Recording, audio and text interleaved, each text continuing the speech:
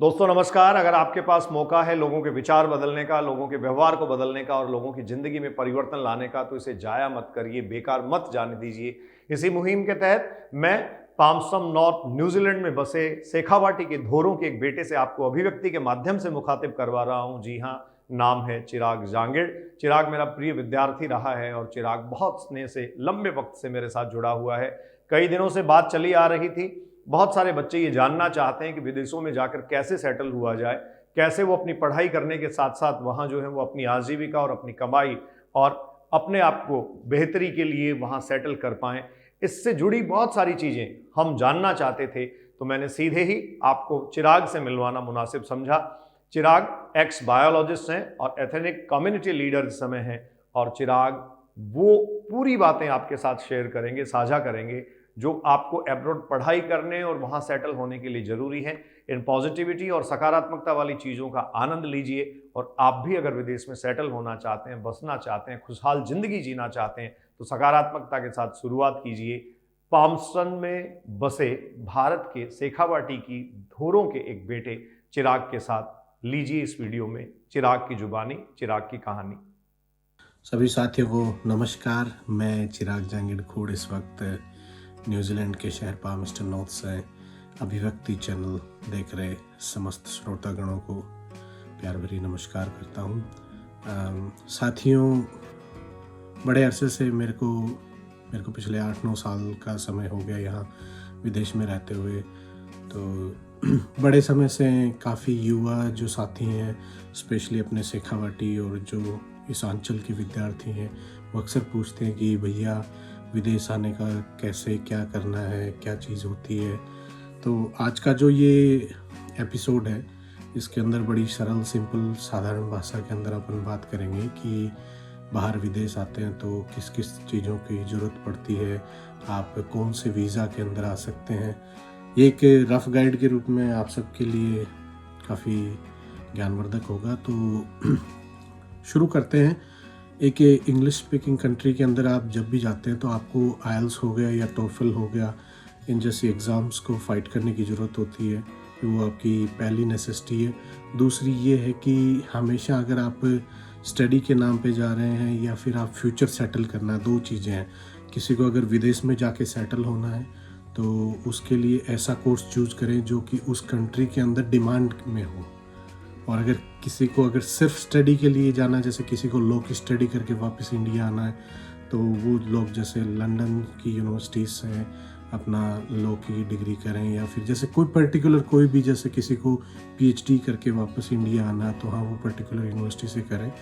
जैसे भी बहुत सारे रास्ते हैं। तो सबसे बेस्ट मेरे हिसाब से यही होगा कि आपका स्किल सेट आपको पता होता है कि मेरे अंदर क्या ऐसी विशेष बात है जो मैं इस चीज़ को इतने अच्छे तरीके से कर सकता हूँ। तो आपसे बेहतर इस चीज़ को कोई नहीं जानता।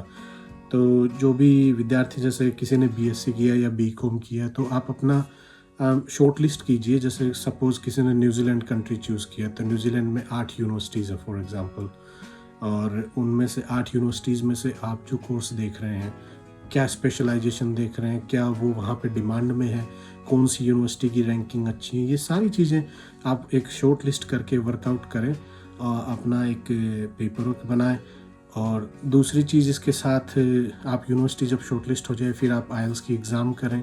आइल्स की एग्ज़ाम में आपके 6.5 या टोफल का करें, तो उसमें जो पर्टिकुलर हर एक यूनिवर्सिटी का अपना एक सेट क्राइटेरिया होता है, वो उतने मार्क्स के ऊपर स्टूडेंट एक्सेप्ट करता है। वो आपका बीएससी का, बीकॉम का और जो बीए का पीछे की वो भी स्टडी का बैकग्राउंड देखते हैं। आपके जो गैप्स होते हैं स्टडी के अंदर, जैसे किसी ने बीए, बीकॉम और बीएससी करके 1 साल का गैप है, तो उसको भी जस्टिफाई करना होता है। तो बड़ी सारी चीज़ें हैं जो इस तरह से। बट सबसे इम्पोर्टेंट चीज़ है, जो कोर्स आप करना चाहते हैं उसकी उस कंट्री में डिमांड है या नहीं है, क्योंकि फिर आगे आपको जो कैरियर बनाना है वो उसके ऊपर बहुत ज़्यादा निर्भर करता है। दूसरी चीज़ आपकी आइल्स की एग्ज़ाम की हो गई। तीसरी चीज़, फंड्स बहुत इम्पोर्टेंट है।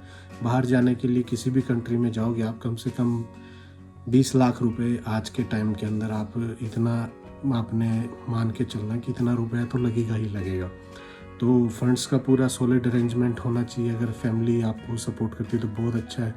बाकी आप बैंक लोन वगैरह भी कर सकते हो, पर बैंक लोन उसी चीज़ पे करेगा कि जैसे कई इस तरह के कोर्सेज हैं जो इंडिया में अवेलेबल हैं, तो बैंक आपको रिफ्यूज़ कर सकता है कि ये स्टडी तो इंडिया में अवेलेबल है, आप बाहर क्यों जाके करना चाहते हो, वहाँ क्यों जाना चाहते हो, तो उस पर आपको रिफ्यूज़ल मिल सकता है। बट एग्जैक्टली ये स्टेप बाय स्टेप है। फिर से दोहरा रहा हूँ, आपका यूनिवर्सिटी, आपका कोर्स, आप क्या पढ़ना चाहते हो, क्या करना चाहते हो, वो इम्पोर्टेंट है। दूसरा आपका आइल्स का एग्ज़ाम हो गया। तीसरा आपके फंड्स अरेंजमेंट हो गए। चौथा जो आपका एजेंट है या जिससे आप अपना सारा जो कार्य करवा रहे हैं, जो आपकी वीज़ा फाइल का काम कर रहे हैं, वो लोग इतने एक्सपर्ट होने चाहिए कि आप मार्केट के अंदर, मुझे कहना कोई अतिशयोक्ति नहीं होगी कि बहुत सारे लोग ऐसे बैठे हैं जो इस वक्त ठगी के रूप में काम कर रहे हैं कि हाँ हम फलाने कंट्री का आपका वैसे वीज़ा लगवा देंगे इतने में।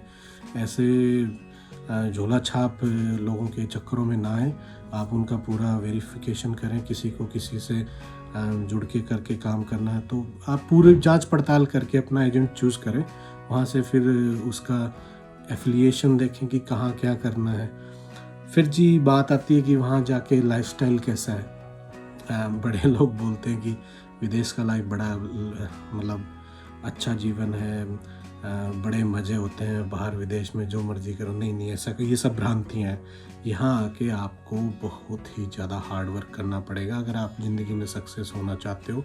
अगर नहीं तो फिर स्टडी कंप्लीट, जो 1-2 साल का आपको जॉब सर्च वीज़ा मिलता है वो करा, फिर वापस बैक टू बेसिक इंडिया आ जाते हो आप।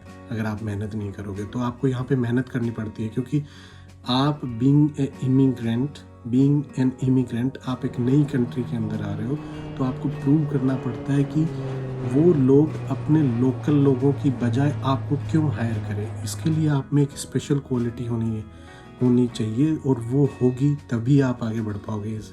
तो बाहर आके अगर आप ये सोच रहे हो बड़े मज़े वाली ज़िंदगी हो जाएगी, मैं अपनी बात कर रहा हूँ। मुझे पहले ऐसा लगता था कि बाहर जाते ही ज़िंदगी सेट हो जाएगी। नहीं, बाहर आके एक्चुअल में स्ट्रगल पता चलता है कि क्या आपको सारी चीज़ें खुद करनी पड़ती हैं। अपना सुबह उठ के सारा अपना लंच वगैरह बना के साथ लेके जाना होता है, फिर आपको काम पे करना होता है। पहले स्टडी में, फिर आप पार्ट टाइम जॉब भी करते हैं। सारी चीज़ें, बहुत सारी चीज़ें, मतलब आपका कपड़े, बर्तन, बनियान, ये सब कुछ धोने से लेके आपको जाना, काम पे आना, करना, सब कुछ। You will look after your self पूरे स्केल पे। मतलब एक जो सन्यासी का जीवन है, बस वो सन्यासी थोड़ा सा इस वक्त अपने झोल झमेल के अंदर ज़्यादा फंसा हुआ, वैसा वाला सा सिनारियो है। तो आपको मेहनत बहुत करनी पड़ेगी। अगर आप नहीं कर सकते, आप सोचते हैं कि इजी जीवन है, तो आप बिल्कुल बाहर आने का सपना मत देखना, क्योंकि मेहनत बहुत करनी पड़ेगी। और मेहनत नहीं करोगे तो जैसे ही आपका वीज़ा पूरा हुआ, okay tata bye bye, back to India. तो ये कुछ बेसिक चीज़ें हैं वह। और मैं जिस जगह से आता हूँ, मेरा गांव खूड़ है, सीकर, और वैसे बेसिकली पैतृक गांव मेरा झुंझुनू में है, मंडावा की सारी। तो मेरी फैमिली में ऐसा पहले किसी ने अचीव नहीं किया था, तो मेरा ड्रीम था। आपको सेल्फ ड्रीवन होना पड़ता है कि आप क्या अचीव करना चाहते हो। तो मेरा ड्रीम था कि मैं बाहर जाऊँ, वहाँ पढ़ूँ, एक ऐसी मतलब मिसाल पेश करूँ कि है ना, कि मैंने कुछ किया जीवन के अंदर। तो उस सेंस में मैं बाहर आया। अब बाहर आया तो मैंने देखा इतनी चकाचौंध। पहले तो 10-15 दिन तक तो कुछ समझ में ही ना आया कि कैसे क्या, क्योंकि इंडिया का अपना वर्क स्टाइल अलग है, सारा सब कुछ कैसे काम करता है ना। यहाँ का एजुकेशन सिस्टम बड़ा एडवांस है, सब कुछ आपको कंप्यूटर पे करना पड़ता है। और मतलब जैसे स्कूल के बच्चे स्कूल जाते हैं रोज़, उस हिसाब से आपको यूनिवर्सिटी में जाना पड़ता है। डेली आपकी अटेंडेंस होती है, अगर अटेंडेंस शॉर्ट है तो आपको फिर इमिग्रेशन फ़ोन करेंगे। तो एक मतलब बहुत सेल्फ डिसिप्लिन वाला एक मोटिवेशन चाहिए होता है आपको। ड्रीवन आप खुद को खुद करते हैं इस स्टेज पे आके, तो वो भी बड़ा एक इम्पोर्टेंट फैक्टर है। अगर आप सेल्फ मोटिवेटेड हैं, आप कुछ करना चाहते हैं बाहर आके, कि मैं आने वाली, जैसे मेरा खुद का, मैं पर्सनली अगर बात करूं तो मेरा ये था कि मुझे कुछ ऐसा करना है कि जो मेरी फैमिली में आज तक किसी ने किया नहीं है, कुछ ऐसा करके दिखाना है कि हाँ। तो मेरे को था कि मैं बाहर जाता हूँ, मैं अच्छा कुछ करता हूँ अपने दम पे, क्या कर पाता हूँ। तो मैं साइंस में आया, मैंने डिग्री की अपनी यहाँ पे, फिर मैंने जॉब किया साइंस में।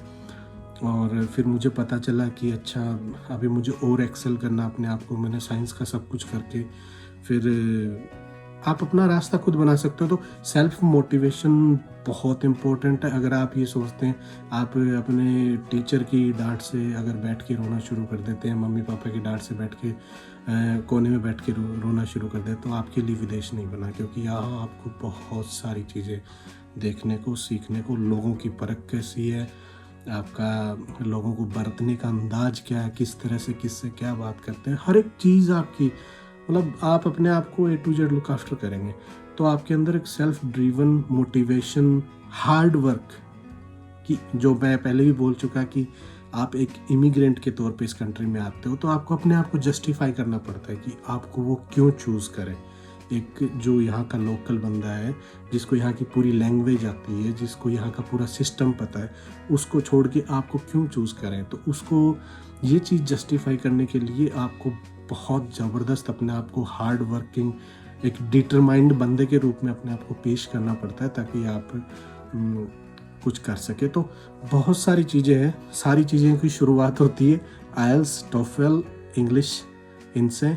सेकंड आपका पैसा हो गया। तीसरा आपकी जो डिग्री, जिस फील्ड में आप जाना चाहते हैं उसकी प्रॉपर आप इन्वेस्टिगेट करें, आप अपना टाइम निकालें। गूगल पे आजकल सारी चीज़ें हैं, कंपेयर करें कौन सी यूनिवर्सिटी में क्या है क्या नहीं है। इमिग्रेशन की वेबसाइट उनकी चेक करें कि क्या कौन सा कोर्स है जिसकी शॉर्ट लिस्ट है ना, कौन सी कंट्री में क्या है। तो ऐसे स्टेप बाय स्टेप सारी चीज़ें, एक बार आपका वीज़ा आया फिर आपकी जर्नी शुरू होती है। जब आप कंट्री के अंदर लैंड होते हैं, आप कैसे क्या करते हैं। तो अगर कुछ करना चाहते हैं, कुछ डिफरेंट करना है, कुछ अच्छा करना है, तो विदेश से बढ़िया कोई ऑप्शन नहीं है। और अगर आप मेहनत से डरते हो या फिर आप छोटी छोटी बातों पे अपने आप को ब्रोकन फील करते हो, तो आपके लिए विदेश नहीं बना है। आपको बहुत ज़्यादा हाईली डिटरमाइंड होना पड़ेगा, तभी आप यहाँ सस्टेन कर पाओगे। बाकी और लंबी बातों की बजाय अपन अगर सीधा इस पे बात करें कि जो जहाँ से आप, जो एजेंट हो गया या जो मैं कहूँ आपका जो इमिग्रेशन एडवाइज़र हो गया, वो बड़े सॉलिड लोग होने चाहिए। आप हर किसी के चक्कर में ना आए कि आपको मैं फ़लाना वीज़ा लगवा दूंगा इतने इतने में। तो मतलब एक सर्टिफाइड संस्था के रूप में आप उनका पूरा चेक करो, उनके गूगल रिव्यू चेक करके फिर उनसे आप संपर्क करो कि मुझे ऐसे ऐसे करना है आपको। अगर, क्योंकि जो फेक होता है उसका पता लग जाता है, तो आप वो चीज़ें, सारी चीज़ें ना स्टेप बाय स्टेप जब करना शुरू करोगे तो करें। बाकी अगर मेरा फेसबुक पे है चिराग जांगिड़ खूड़ करके, तो आप मुझे मैसेज फ्लिक करें, और अभिव्यक्ति चैनल के माध्यम से आप महेंद्र जी सर हैं, इनको संपर्क करें। तो अपन जितना मेरे से बनेगा मैं आपको गाइड करूँगा, जितना मेरा समय बनता है उस हिसाब से। बाकी जो युवा हैं जो बाहर आने का सपना देखते हैं, उनको शायद जुट जाना चाहिए मेहनत के लिए। और शॉर्टकट, सफलता का कभी कोई शॉर्टकट नहीं होता। शॉर्टकट मारने वाले अगर आप लोग हो तो आप बिल्कुल बाहर मत आना, क्योंकि बाहर आपको तपना पड़ेगा, आपको अपने आप को प्रूव करना पड़ेगा, बहुत सारी चीज़ें हैं जो आपको करनी पड़ेंगी। तो आप अगर डेडिकेटेड है, डिटरमाइंड है, हार्ड वर्किंग है, सेल्फ मोटिवेटेड है, तो आपके लिए बाहर एकदम ईजी है। आपको मेहनत करनी है, आपको एंजॉय करना है, सब कुछ अपने आप होगा। बाकी मुझे सुनने के लिए बहुत बहुत धन्यवाद, और आगे आपसे फिर मुलाकात होगी। और विशेष रूप से मैं धन्यवाद देना चाहूँगा महेंद्र जी सर का, जिन्होंने मुझे अभिव्यक्ति के इस चैनल पे आने का, आप सबसे रूबरू होने का मौका दिया। नमस्कार, जय हिंद, जय भारत। जैसा चिराग को आपने सुना, विदेश जाते समय कौन सी सावधानियां रखनी चाहिए, आपके एम क्या होने चाहिए, आपके ऑब्जेक्टिव्स क्या होने चाहिए, और अगर आप में थोड़ी मेहनत करने की, मेहनत कर गुजरने की क्षमता है, कैपेबिलिटी है, तो अपने आप को कैसे आप सेटल कर सकते हैं। बहुत मुश्किल नहीं है, बहुत आसान भी नहीं है। कौन सी सावधानियां एजेंट और वीज़ा के समय रखी जानी चाहिए, और वहाँ जाने के बाद ज़िंदगी को कैसे बेहतरी के साथ जिया जा सकता है। ऐसे ही बहुत सारे रोचक वीडियोज़ और बहुत सारे ऐसे विदेशों में बसे हमारे स्टूडेंट्स, हमारे फ्रेंड्स के अनुभवों के लिए आप जुड़े रहिए मेरे चैनल के माध्यम से। मैं आपको ये सारी चीज़ें लगातार पहुंचाता रहूँगा। मैं MM बल्डोदिया अभिव्यक्ति के माध्यम से आपसे मुखातिब हो रहा था, साथ में थे चिराग, पाल्मस्टन नॉर्थ न्यूजीलैंड से। Enjoy your life, be safe, thank you.